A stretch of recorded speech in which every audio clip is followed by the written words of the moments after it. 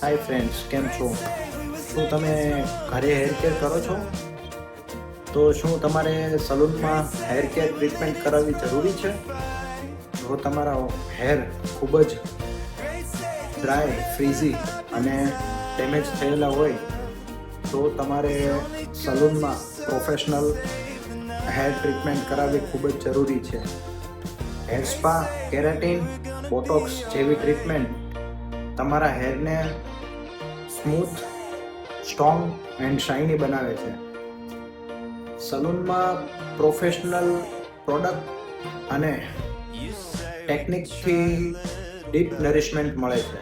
જો તમે hair colour કરાવતા હો તો તમારે આ ટ્રીટમેન્ટ કરાવવી ખૂબ જ જરૂરી છે.